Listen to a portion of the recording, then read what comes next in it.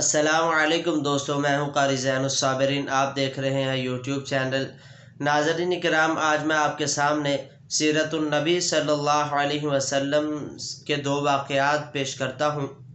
آج ہم میں سے ہر ایک شخص ایک دوسرے کے ساتھ الجھ رہا ہے، کوئی آنکھوں کے ساتھ، کوئی زبان کی بد کلامی کے ساتھ، اور کوئی ہاتھا پائی کے ساتھ ایک دوسرے کے ساتھ لڑائی جھگڑا کر رہا ہے۔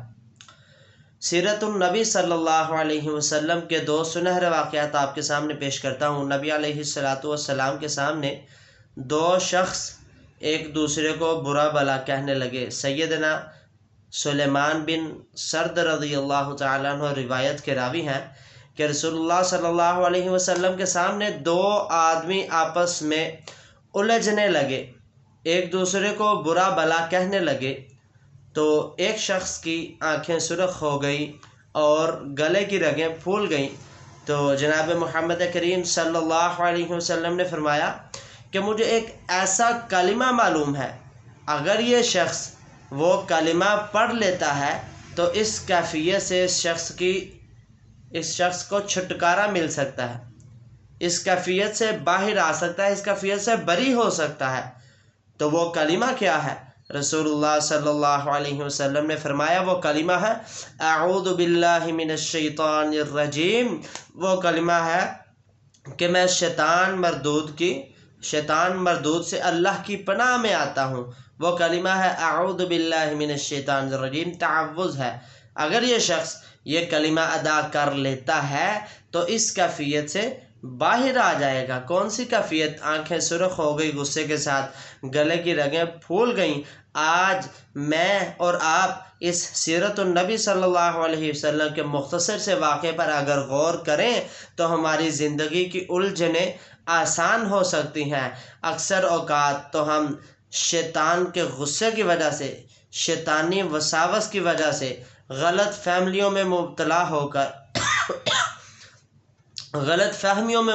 ہو کر ایک دوسرے سے لڑائی جھگڑا کرتے ہیں، جس کا کوئی فائدہ نہیں، جس کا کوئی مقصد نہیں۔ ہم بے بنیاد ہی تو تکرار کرتے ہیں، ایک دوسرے کے ساتھ گالی گلوچ کرتے ہیں، ہاتھا پائی کرتے ہیں۔ سیرت النبی صلی اللہ علیہ وسلم کا دوسرا واقعہ کہ نبی علیہ السلام راستے میں جا رہے تھے تو آپ رک گئے۔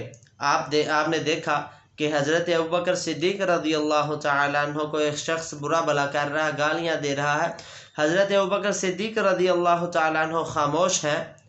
تو کچھ دیر بعد جب حضرت ابوبکر صدیق رضی اللہ تعالیٰ عنہ نے بھی بولنا شروع ہوئے، جواب دینا شروع کیا، تو نبی علیہ السلام نے چلنا شروع کر دیا۔ صحابہ کرام نے پوچھا اللہ کے رسول کیا ماجرا ہے؟ آپ خاموش تھے، پھر آپ نے چلنا شروع کر دیا۔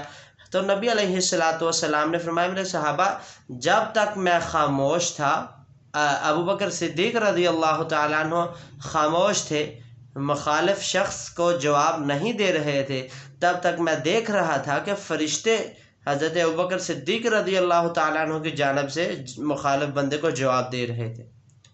جیسے ہی حضرت ابوبکر صدیق رضی اللہ تعالیٰ عنہ نے بولنا شروع کیا تو فرشتے چلے گئے، آپ علیہ السلام نے بھی چلنا شروع کر دیا۔